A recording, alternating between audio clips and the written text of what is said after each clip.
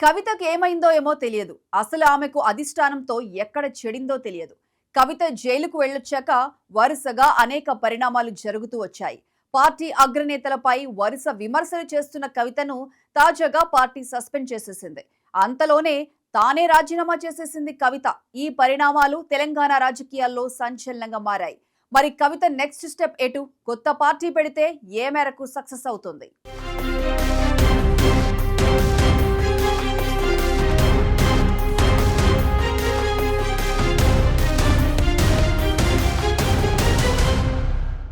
ఊహించినట్లుగానే కవితపై గులాబీ పార్టీ అధిష్టానం తీవ్ర నిర్ణయం తీసుకుంది. పార్టీ ఆమెను సస్పెండ్ చేయడం, ఆ తర్వాత కవిత రాజీనామా చేయడం చకచకా జరిగిపోయాయి. ఇకపై కవిత ఎలా ముందుకు సాగుతారన్నదే ప్రధాన ప్రశ్నగా మారింది.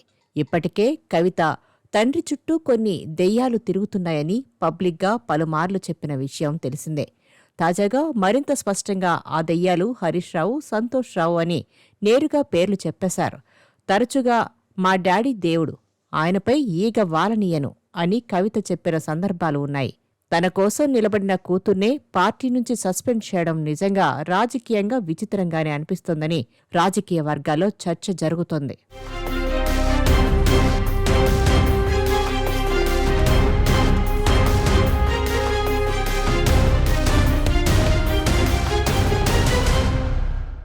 ఇప్పుడు కవిత తనకంటూ కొత్త రాజకీయ ప్రస్థానం మొదలుపెట్టాల్సిన పరిస్థితి ఏర్పడింది.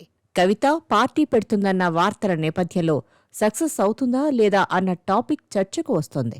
గతంలో తెలుగునాట పార్టీ పెట్టిన మహిళా నేతల విషయానికొస్తే తెలుగు రాష్ట్రాల రాజకీయాల్లో మహిళలు సొంతంగా పార్టీలు స్థాపించిన చరిత్ర ఉంది. కానీ ఆ ప్రయోగాలు ఎక్కువ కాలం నిలదొక్కుకోలేదు. అలాంటి నేతలు ఎక్కువగా ప్రముఖ కుటుంబాల నేపథ్యం నుంచే వచ్చారు. కానీ చివరికి వారిలో ఎవరూ పూర్తిస్థాయిలో విజయాన్ని సాధించలేదు.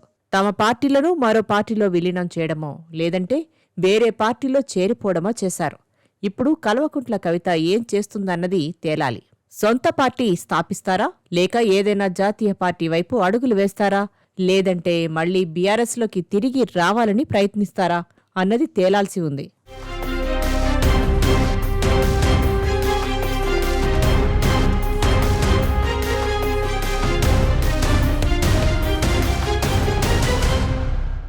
కవిత భవిష్యత్తు అడుగులపై చర్చ మరింత వేడెక్కుతుంది. ఇప్పటి వరకు తెలంగాణ జాగృతి పేరిట కవిత నిర్వహించిన కార్యక్రమాలు సాంస్కృతిక, సామాజిక రంగానికే పరిమితమయ్యాయి. కానీ ఆ సంస్థనే రాజకీయ వేదికగా మలచే అవకాశముందనే ఊహాగానాలు గట్టిగా వినిపిస్తున్నాయి. కవిత తెలుగు రాష్ట్రాల్లో స్వయంగా పార్టీ స్థాపించిన ప్రముఖ మహిళల్లో ఒకరిగా నిలుస్తారు. అయితే గతంలో ఇలాంటి ప్రయత్నాలు చేసిన మహిళా నాయకులు పెద్దగా విజయవంతం కాలేకపోయిన నేపథ్యంలో కవిత ప్రయోగం ఎంతవరకు సక్సెస్ అవుతుందన్నది చూడాలి.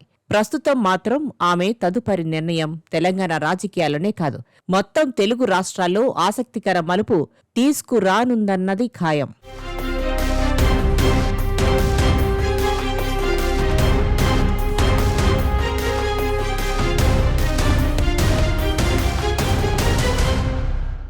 నందమూరి లక్ష్మీపార్వతి ఒక దశలో తెలుగు రాజకీయాల్లో అత్యంత కీలకమైన వ్యక్తిగా నిలిచారు. ముఖ్యంగా 1995లో టీడీపీ చరిత్రలో చోటు చేసుకున్న విప్లవాత్మక మార్పులో ఆమె పేరు పెద్ద ఎత్తున వినిపించింది. ఎన్టీఆర్ కుటుంబం, పార్టీ వ్యవహారాల్లో ఆమె పెత్తనం పెరగడం వల్లే చంద్రబాబు తిరుగుబాటు చేసి ఎన్టీఆర్ను పదవి నుంచి తప్పించాడనే మాట అప్పట్లో బలంగా వినిపించింది. ఆ సంఘటనల తర్వాత లక్ష్మీపార్వతి స్వయంగా ఎన్టీఆర్ తెలుగుదేశం పార్టీని స్థాపించారు. 1996లో పాతపట్నం నుంచి ఎమ్మెల్యేగా గెలిచి అసెంబ్లీలో అడుగుపెట్టారు. అయితే ఆ తర్వాత ఆమె పార్టీ ప్రభావం క్రమంగా తగ్గిపోయింది. 2014లో లక్ష్మీపార్వతి వైసీపీలో చేరారు. అనంతరం రాజకీయాల్లో ఆమె చురుకుదనం తగ్గిపోయింది. ఇక తల్లి తెలంగాణ అంటూ సినిమా రంగంలో లేడీ సూపర్ స్టార్ స్థాయికి ఎదిగిన విజయశాంతి 1998లో బీజేపీలో చేరారు. మధ్యలో అన్నాడీఎంకేకు మద్దతు ఇచ్చారు. 2005లో తల్లి తెలంగాణ అంటూ సొంతంగా పార్టీ స్థాపించారు. చివరకు 2009లో మెదక్ నుంచి ఎంపీగా టీఆర్ఎస్ తరపున గెలిచారు. తెలంగాణ వచ్చే నాటికి ఆ పార్టీకి ఉన్న ఇద్దరు ఎంపీల్లో ఒకరు విజయశాంతి అయితే మరొకరు కేసీఆర్. కానీ ఆమె 2014 నాటికి కాంగ్రెస్లో చేరారు. ఆ తర్వాత కొంతకాలం బీజేపీలో కొనసాగారు. మళ్లీ 2023 ఎన్నికలకు ముందు కాంగ్రెస్లోకి వచ్చారు. గత ఏడాది ఎమ్మెల్సీ అయ్యారు. తన తల్లి తెలంగాణ పార్టీని బీఆర్ఎస్లో విలీనం చేసినట్లు రికార్డుల్లో ఉంది.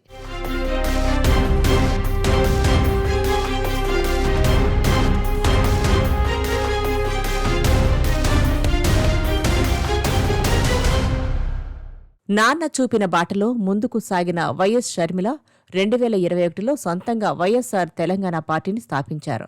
ఆ సమయానికి అన్న జగన్ ఏపీ సీఎం కావడం, తాను మాత్రం ఆస్తుల వివాదాల కారణంగా విభేదించి తెలంగాణలో పార్టీ ఏర్పాటు చేయడం పెద్ద సంచలనంగా మారింది. 2023 అసెంబ్లీ ఎన్నికల్లో పాలేరు నుంచి పోటీ చేస్తారని ప్రకటించారు. కానీ ఎన్నికల ముందు అనూహ్యంగా తన పార్టీని కాంగ్రెస్లో విలీనం చేసి అందరినీ ఆశ్చర్యానికి గురిచేశారు. ప్రస్తుతం షర్మిల ఆ పార్టీకి ఆంధ్రప్రదేశ్ కాంగ్రెస్ కమిటీ అధ్యక్షురాలిగా కొనసాగుతున్నారు. కొత్తపల్లి గీత, రేణుకా చౌదరి లాంటి వారు కూడా పార్టీ పెట్టారు. అయితే ఇప్పటి వరకు చరిత్రలో ఏ మహిళా నేత పార్టీ పెట్టినా అది ఎక్కువ కాలం కొనసాగలేదు. ఇప్పుడు కవిత పార్టీ పెడితే పరిస్థితి ఏంటి అన్నది కాలమే తేల్చాలి.